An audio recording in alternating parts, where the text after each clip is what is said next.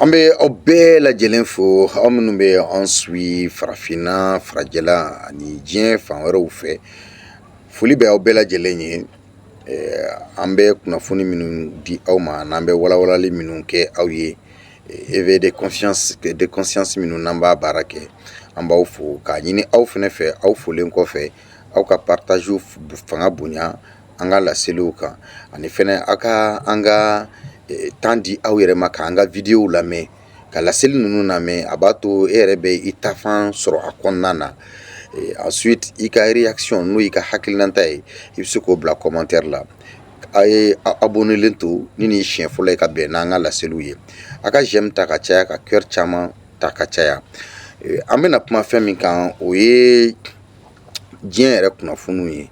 Kunnafoni ba fila bɛ yen nɔ min bɛ tali kɛ Nigéria jamana na.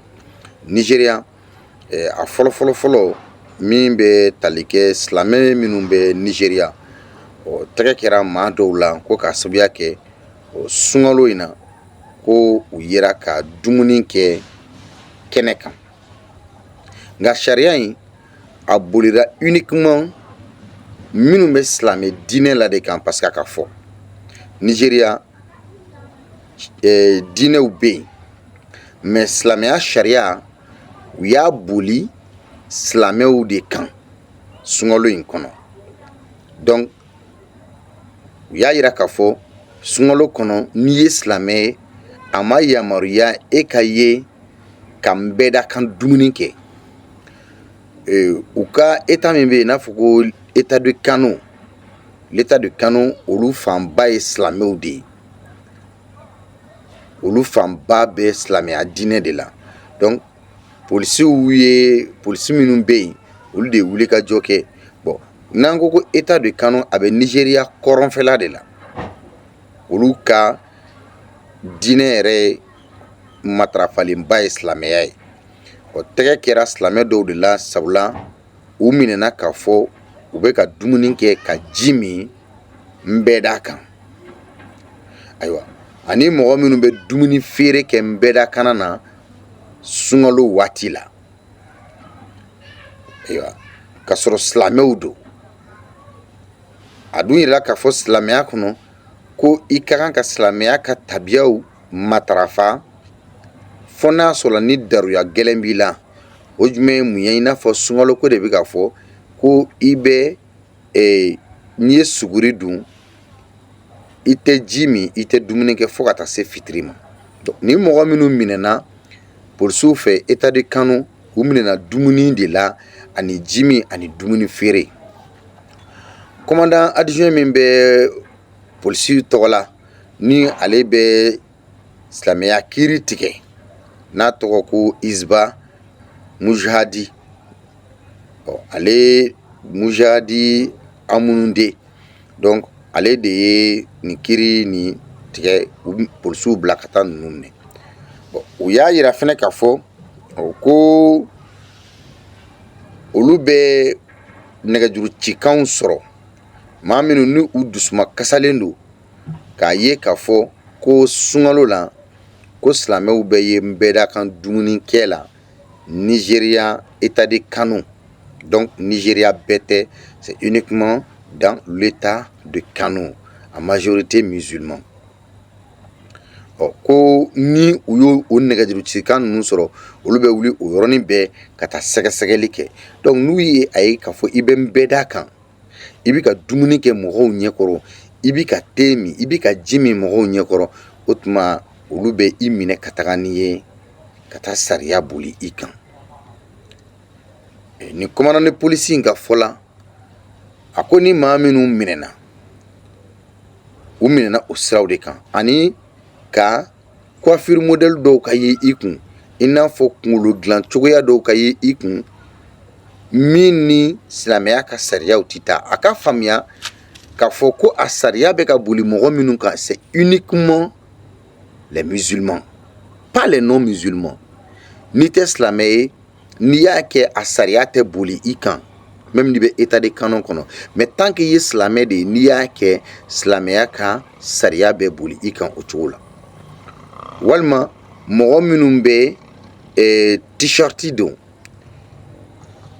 ka pan ka tɛmɛ u senkuru sanfɛ. Donc u bɛ olu bɛɛ ɲangi. A y'a yira fɛnɛ k'a fɔ ni maa minnu minɛna a tɛ i n'a fɔ ko jamanaden bɛɛ don, a sariya ma boli jamanaden bɛɛ kan. Parce que dɔw bɛna na kunnafoni lamɛn k'a fɔ ko silamɛya sariya non, a bolila silamɛw de kan. Les non-musulmans, ceux qui ne sont pas affiliés à l'islam, ces mesures ne les concernent pas dans l'état de canon. Mɔgɔw k'a faamuya. Donc o b'a yira k'a fɔ ko silamɛya sariya a bɛ boli silamɛ de kan. Mais mɔgɔ min tɛ silamɛ ye, a sariya tɛ se ka boli o kan, wa olu t'a boli o kan fɛnɛ. Kɔmande polisi in ka kunnafoni a ye min sɔrɔ ka fɔ. N'an bɔra yen nɔ, Ukraine kunkanko kunnafoniw na, Ukraine jamana ɲɛmɔgɔ n'o ye Volodymyr Zelensky, tarata don a ye a kumana a ka bɔlɔlɔ sira kan, a y'a ka nimisa yira kosɛbɛ, k'a yira k'a fɔ ale nimisara fɔɲɔgɔnkɔ kuma minnu tɛmɛna ani Ameriki jamana ɲɛmɔgɔ kura ni ɲɔgɔn cɛ n'o ye Donald Trump ye, kuma altercation minnu tɛmɛna u ni ɲɔgɔn cɛ kuma kɔnɔ. A ko dɔgɔkun tɛmɛlen, a ko tiɲɛ yɛrɛ la ale ye kuma minnu fɔ Ameriki président sigilen ɲɛnɛ ko ale nimisara o kuma ninnu na. A ko bari munna ko ale bɛna wajibiya ka se ka sigikafɔ kɛ ani Rusi jamana ɲɛmɔgɔ ni ɲɔgɔn cɛ. Rusi jamana ɲɛmɔgɔ tɛ mɔgɔ wɛrɛ, o ye Vladimir Poutine de ye. Ko walasa kɛlɛ min bɛ yen, kɛlɛ in bɛ se ka ban cogo min na. Donc kɛlɛ in walasa ka ban fɔ ale ka sigikafɔ kɛ ani Vladimir Poutine ni ɲɔgɔn cɛ. O b'a yira déjà k'a fɔ Zelensky, Donald Trump ye kuma min fɔ a ye, o de ye tiɲɛ ye, ko il n'a pas la carte en main. C'est pas lui qui fait le jeu. Bon, parce que a y'a yira k'a fɔ ko olu ye ɲɔgɔn ye min kɛ Maison Blanche la jumadon, ko a tɛmɛna sira min kɛ k'o kun t'a kɛ cogoya ye. Donc ko ale nimisara, a ye kuma minnu fɔ, wa ko ale b'a fɛ fɛnɛ ka lakilenni kɛ ka se k'a kɔ, walasa cogoya min na a ka laseli cogoya wɛrɛw la ani Ameriki jamana ɲɛmɔgɔ ni ɲɔgɔn cɛ olu ka kɛ bonya kɔnɔ. A y'a yira fɛnɛ k'a fɔ ale ye mesure fɔlɔ minnu ta, o mesure fɔlɔw de bɛna kɛ ka sigikafɔ kɛ walasa kɛlɛ in ka ban. Zelensky a ko ale b'a laɲini kɛ mɔgɔ minnu minɛlen don k'u kɛ kasoladen kɛlɛ in kɔnɔ, o ko ka olu bila, wa ko ka fɛɛrɛ dɔ kɛ fɛnɛ Ukraine sanfɛla, ko ka a to trêve ka kɛ, c'est-à-dire pankuruw ka sumaya dɔɔni.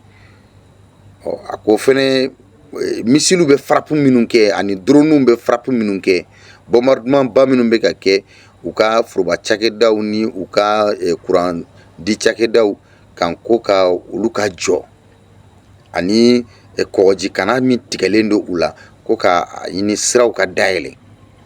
A y'a yira fɛnɛ k'a fɔ ko Ameriki ka dɛmɛ ale b'o laɲini kosɛbɛ, walasa Ameriki bɛ se ka u dɛmɛ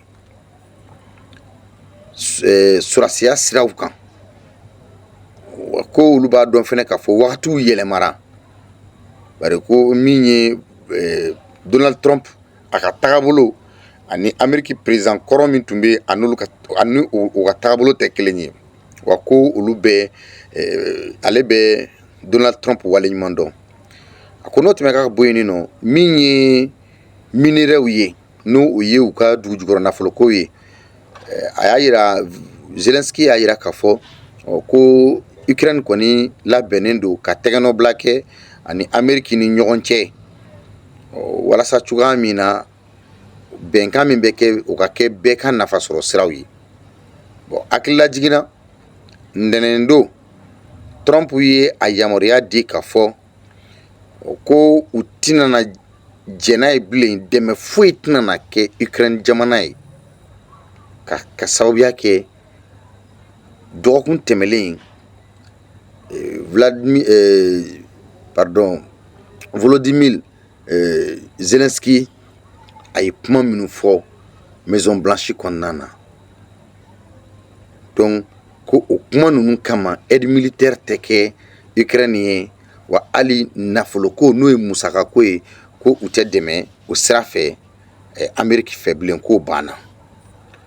Bon min yɛrɛ ye Ukraine ye, sɔrɔdasiw yɛrɛ bɛ ka ban ka kɛlɛ kɛ parce que u ka marabolo min bɛ yen n'o ye région ye n'a bɛ wele ko Kursk ale ye dancɛba de ye Ukraine n'o ye frontière ba ye.